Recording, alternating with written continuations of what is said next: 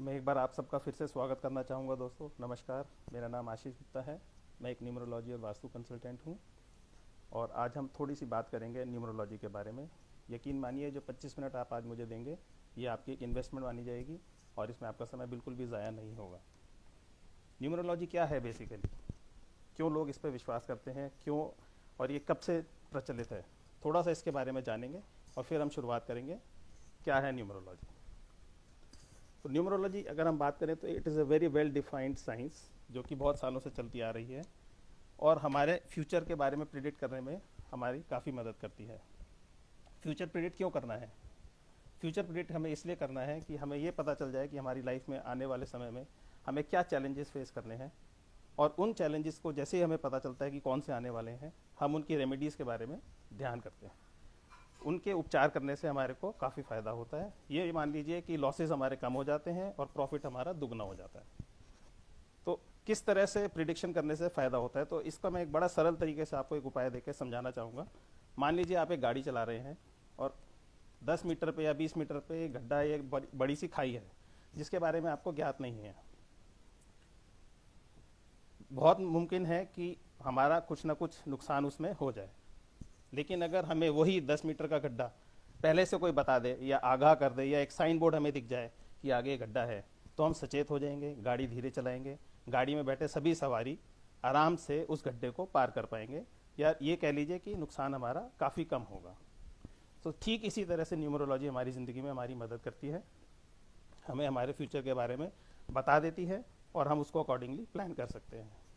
ठीक है, तो अब हम बात करेंगे बहुत छोटी छोटी चीज़ों की। न्यूमरोलॉजी आपको किस तरह से आपकी लाइफ में आपके बारे में बता सकती है। न्यूमरोलॉजी की अगर हम बात करें तो दो चीज़ें हमें चाहिए होती है न्यूमरोलॉजी में, एक आपकी डेट ऑफ बर्थ और दूसरा आपका नाम। जो नाम आप अपना यूज़ करते हैं हमें सिर्फ उस डिस्प्ले नेम की ज़रूरत होती है, जो आपके डॉक्यूमेंट्स में उसकी ज़रूरत नहीं होती। आमतौर से डिस्प्ले नेम और हमारा जो डॉक्यूमेंट्स में नेम है वो सेम होता है, बट जो नेम नंबर हम निकालते हैं क्या वो नेम नंबर आपके डेट ऑफ बर्थ के साथ मैच करता है कि नहीं। अगर वो नहीं मैच करता तो उसमें एक छोटी सी हम करेक्शन करते हैं जिससे कि आपको सक्सेस मिलती है लाइफ में तकरीबन 30% तक। और तो यूँ कह लीजिए एक छोटी सी नेम करेक्शन आपको आपकी सक्सेस की ओर ले जाती है।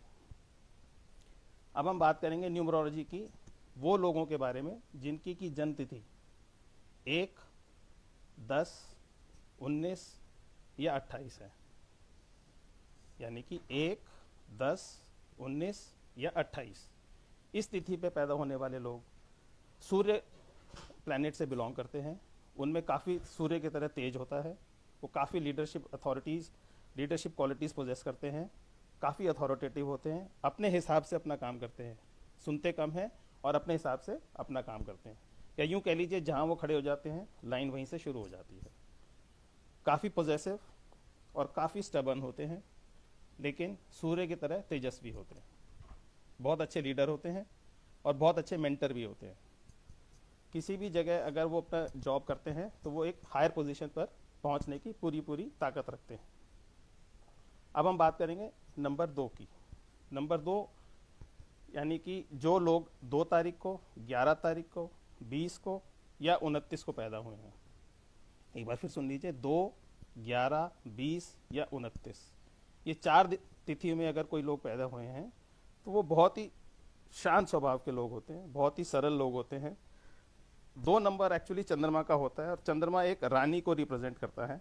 जिस तरह से रानी या एक माता कह लीजिए बहुत ही शांत स्वभाव की होती हैं, बहुत ही केयरिंग स्वभाव की होती हैं, ठीक वही क्वालिटीज़ नंबर 2 के लोगों में पाई जाती हैं।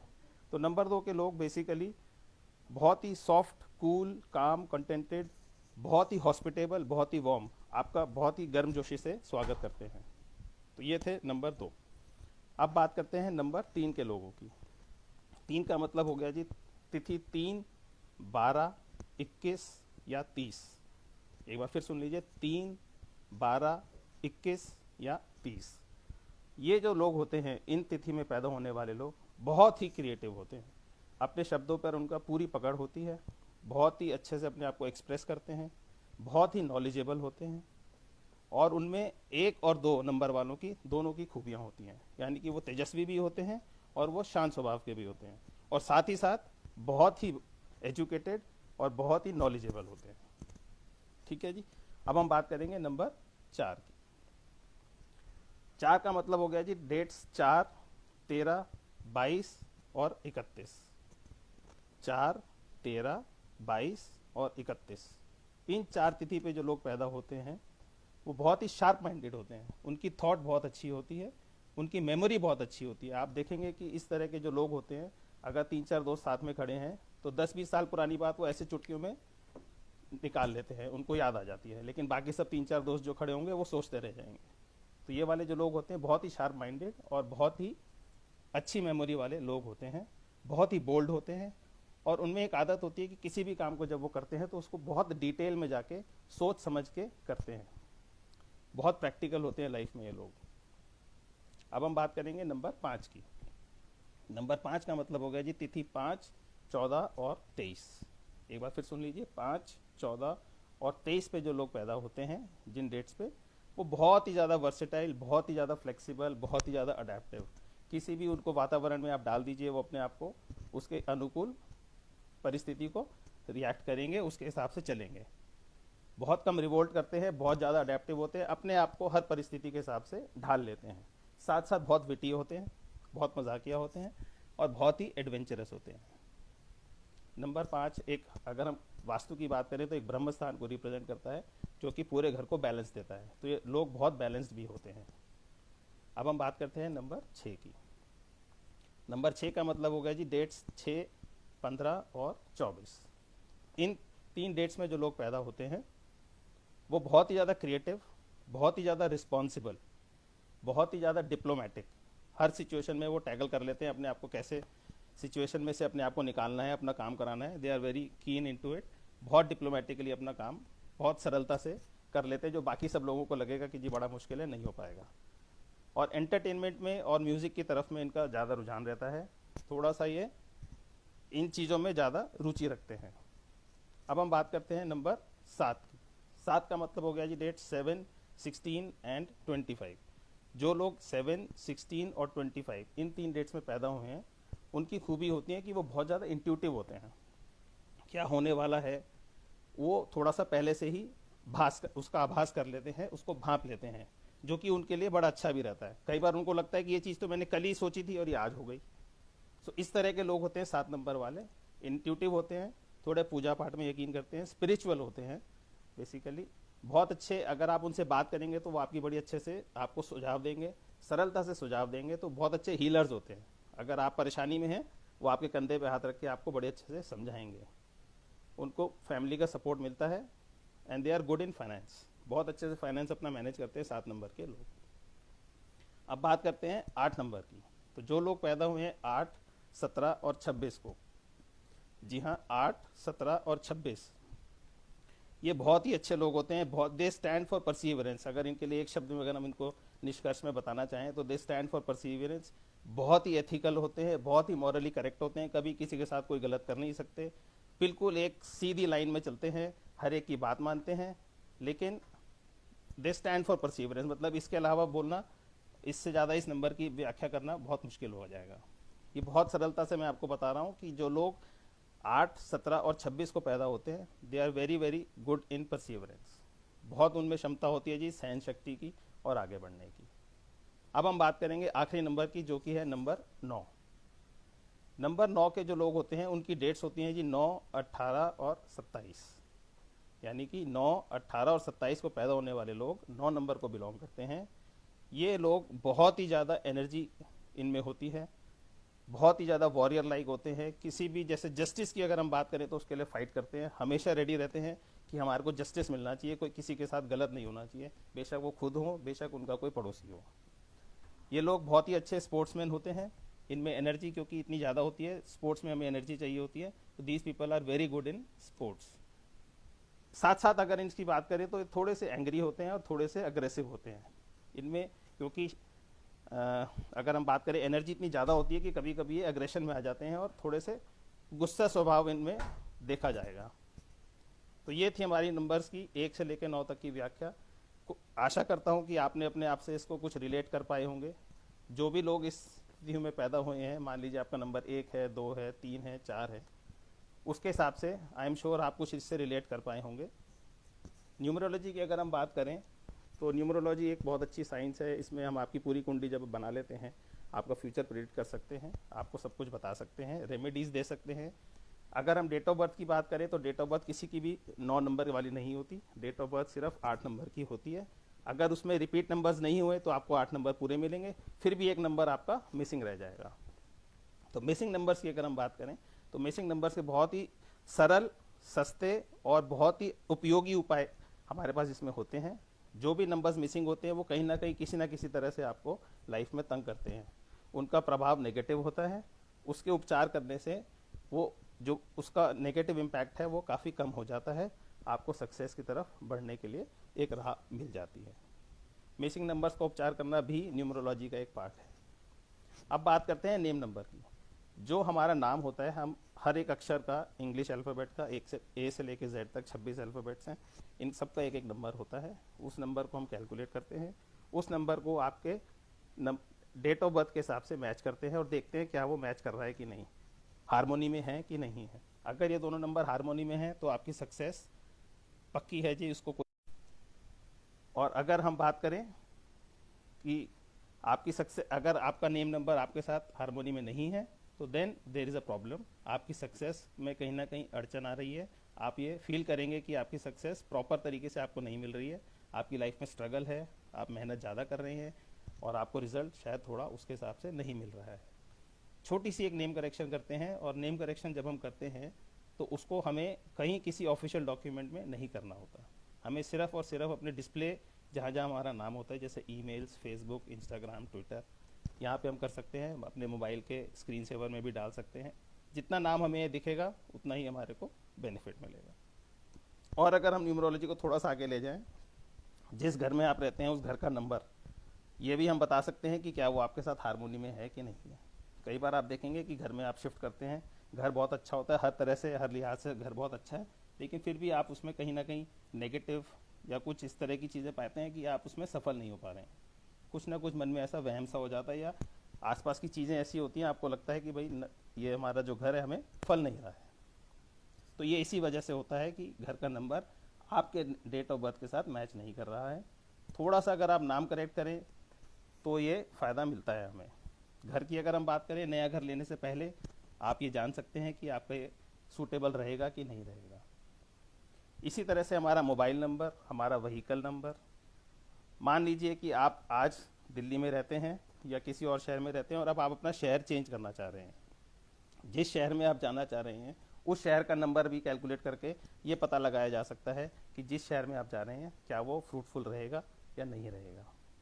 कई लोग होते हैं पढ़ के बाहर जाते हैं, पराए देश जाते हैं, तो वो भी अपना ये चेक करा सकते हैं। और मेरे हिसाब से ये चेक करा लेने से इतना तो हमारे को हो जाता है सेटिस्फैक्शन कि हाँ जी, हम वहाँ जा रहे हैं, हमारी सक्सेस पक्की है। ये कुछ चीज़ें ऐसी हैं जो हम न्यूमरोलॉजी से जान सकते हैं। अगर आपका अब कोई सवाल है तो मैं उसको प्लीज़ लेना चाहूँगा।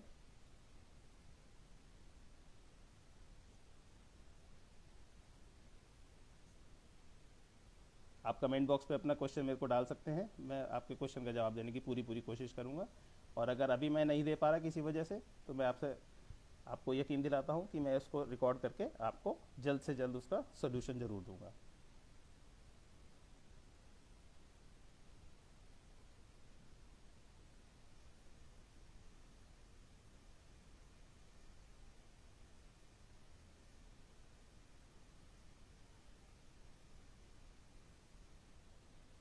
दोस्तों मैं वेट कर रहा हूँ आपके क्वेश्चंस का। किसी का कोई क्वेश्चन है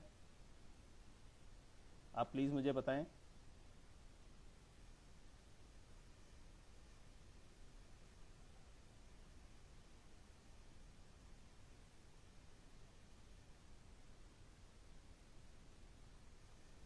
हाँ पूजा जी, न्यूमरोलॉजी हमारी किड्स की भी हेल्प करती है, हमारे सब की हेल्प कर सकती है। बहुत अच्छा सवाल आपने पूछा है। मैं समझ रहा हूँ लॉकडाउन में किड्स बहुत तंग करते हैं हमारे को, बट हाँ डेफिनेटली बच्चों की भी पूरी तरह से सहायता करते हैं।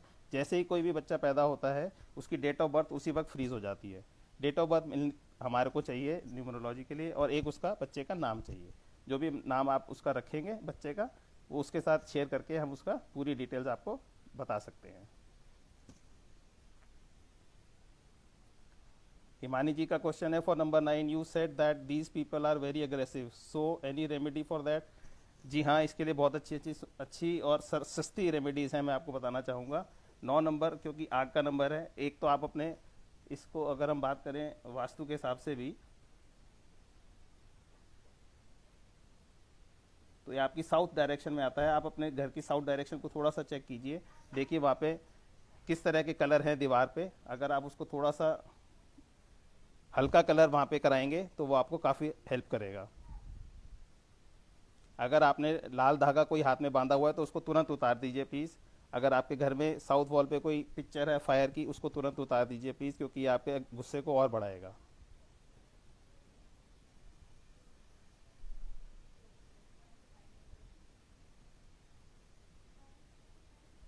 Thank you Pooja ji, thank you so much.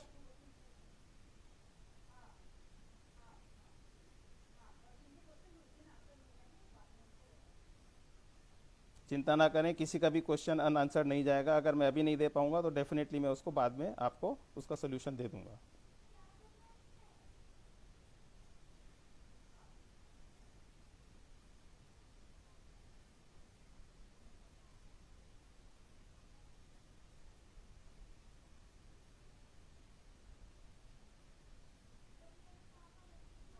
Thank you Pooja ji.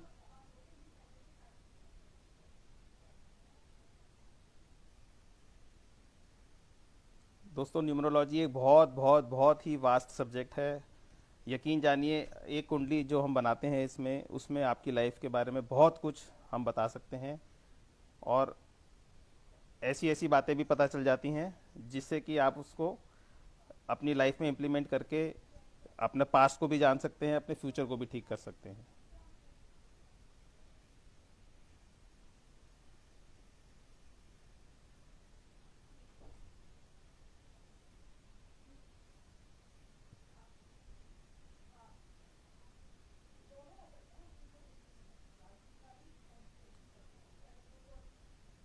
Numerology और वास्तु से रिलेटेड कोई भी प्रश्न आपका है, आप मेरे से पूछ सकते हैं। वास्तु में अगर मैं बात करूं, छोटा सा आपको अगर कुछ बताना चाहूं, तो वास्तु में कलर भी बहुत इंपॉर्टेंट होते हैं जी घर में।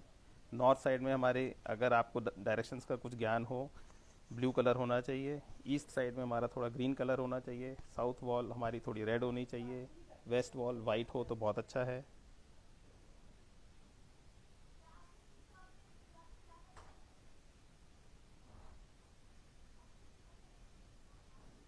आप में से किसी का और कोई सवाल है?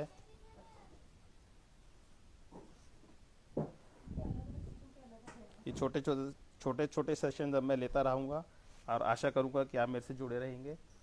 इससे हमारी लाइफ में काफ़ी सुधार आएगा।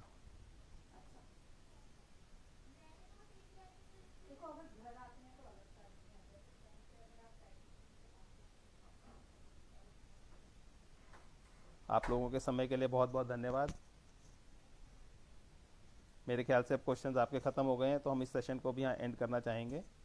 अगर किसी का कोई सवाल है तो मुझे बता दीजिए, नहीं तो मैं 1 मिनट में इसको सेशन को एंड करूँगा जी। और मुझे बहुत अच्छा लगा आप लोगों से जुड़ के। आशा करता हूँ भगवान आप सबको खुश रखे, स्वस्थ रखे।